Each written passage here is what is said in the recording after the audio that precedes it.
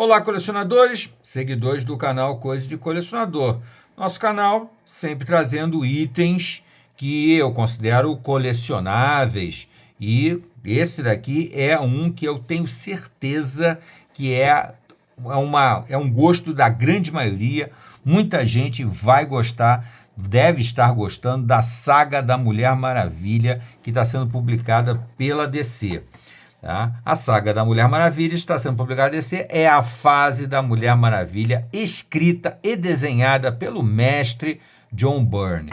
John Byrne eu acho que é quase uma unanimidade nos quadrinhos. É difícil alguém que goste de quadrinhos de super-heróis não gostar de John Byrne, que além de ser um dos melhores artistas de todos os tempos, também é um bom escritor. Constrói aquelas histórias deliciosas, muito típicas ainda lá dos anos 70, dos anos 80 e dos anos 90, que é o caso aqui da saga da Mulher Maravilha, que é dos anos 90, com esse traço praticamente inconfundível do mestre John Byrne. Primeiro, eu vou falar um pouquinho da edição. A edição da Panini é uma edição que eu lamento um pouco, porque é uma edição que podia ser mais caprichosa, já que é um material que eu considero já consolidado. É um material que é já do gosto da grande maioria dos fãs de quadrinhos, da DC Comics, de super-heróis e da Mulher Maravilha, tá? O material do John Byrne com certeza merecia um acabamento um pouquinho melhor. Eu sei que a Panini está buscando sempre trazer um preço mais acessível para mais pessoas lerem esse material, que é um material que, se eu não me engano, não saiu ainda no Brasil, ou se saiu, saiu lá nos anos 90 pela editora Abril, né? Editora Abril, Abril Jovem, Abril Cultural, etc. Tá? Então, eu lamento que, por exemplo, basicamente, a edição não tivesse orelha, porque a orelha dá um acabamento à capa muito mais bonito e muito mais agradável na hora da leitura. Essa aresta muito dura aqui não é agradável na hora de você folhear a edição. Além disso, aquele erro clássico da Panini, que é botar o título de cabeça para baixo. Isso aqui, para mim, não faz o menor sentido. Eu, algum dia, gostaria que os editores da Panini e outras também me dissessem por que colocar o título de cabeça para baixo. Se a edição ela é nessa posição aqui, o título tinha que ser escrito de cima para baixo e não de baixo para cima. Enfim, essa é uma reclamação que eu já faço há bastante tempo. Bom, a edição, como você já sabe, é o material do John Byrne, que já vai aqui para o terceiro volume. Eu tenho vídeo aí no nosso canal falando do volume 1, falando do volume 2. Se você quiser dar uma olhada, dê uma olhada lá, tá? Aqui nos anos 90, o John Byrne e a DC já trabalhavam aquele esquema mais ou menos de arcos de história, né? Você tem uma edição mensal, uma edição periódica, mensal, mas dentro da edição você tem pequenos arcos de história de alguns números, 2, 3, 4, dependendo do tamanho da história, tá? Aqui no caso, a edição, o volume número 3, compreende a Mulher Maravilha do 113, que saiu em setembro de 96, até o 118 de fevereiro de 97, tá? Então traz 6 edições americanas aqui. A Panini faz aqui um retrospecto, mais ou menos, para situar quem pegar a história por aqui, tá? E é bem interessante. E aqui, como eu falei, é um novo arco de história, então não há uma necessidade assim de você ter lido os volumes anteriores para ler esse volume, mas é o ideal, porque o John Byrne, ele sempre faz uma história que ela vai se encadeando aos poucos até chegar ao seu final, tá? As capas do John Byrne são sempre sensacionais. Ele é um grande artista, é um excelente artista de fisionomia, de expressões fisionômicas, né? Existe no traço dele já um pequeno diferencial entre as fisionomias femininas e as fisionomias masculinas, que é uma coisa dos anos 70, dos anos 80, que começa a surgir isso, tá?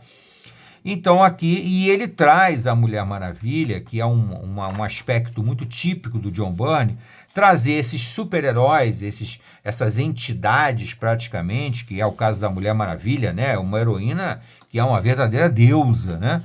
mas ele traz ela para o nosso mundo mundano, para o nosso dia a dia. Então, os problemas da Mulher Maravilha aqui são muito próximos da nossa realidade, dos seres humanos comuns e normais.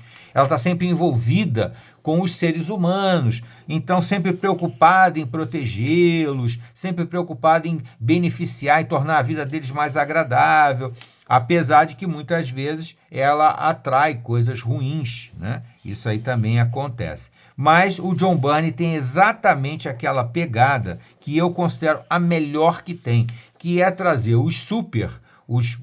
as entidades extremamente poderosas dos universos dos super-heróis, tanto da Marvel como da DC, né? Porque vocês sabem muito bem que John Byrne escreveu e desenhou para todo mundo, né? Marvel, DC, Dark Horse, etc. Então ele faz uma pegada muito interessante para mim, que é a melhor, porque eu não gosto quando os super-heróis começam a ir para sagas espaciais, ficar lidando com ETzinho ou com criaturinhas estranhas. Eu detesto isso aí. Como também não gosto daquelas histórias meio rocambolescas, né, em que os heróis estão sempre no confronto direto com os vilões, apesar dos vilões só quererem eliminar os heróis. Os vilões não estão nem aí para a humanidade que se dane e tal. Então há apenas um confronto de heróis contra vilões. Isso aí eu acho muito cansativo. Eu costumo brincar que é um Big Brother de heróis. Isso eu acho chato. Ou Big Brother de criaturas superpoderosas. Eu não gosto. Eu gosto é dessa abordagem aqui, em que você vê a personagem heroína superpoderosa envolvida diretamente com problemas humanos, com as necessidades das pessoas que ela protege, tá? E isso aqui fica muito evidente, muito claro nas histórias do John Byrne, nessa fase muito bacana dele aqui nos anos 90 da Mulher Maravilha, né? É lógico que são histórias com uma pegada mais inocente, não é uma pegada de estilo 2004, 2005, já aquela grande revolução nas histórias, em que as histórias começam a ter uma densidade maior, uma dramatização maior, problemas mais complexos. Não é isso, tá?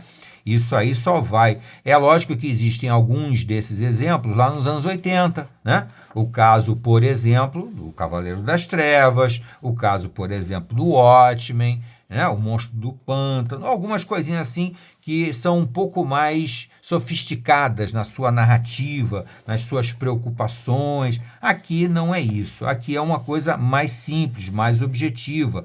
Mas a história da Mulher Maravilha, escrita e desenhada pelo John Byrne, meu amigo, só pela arte já vale a pena demais, tá?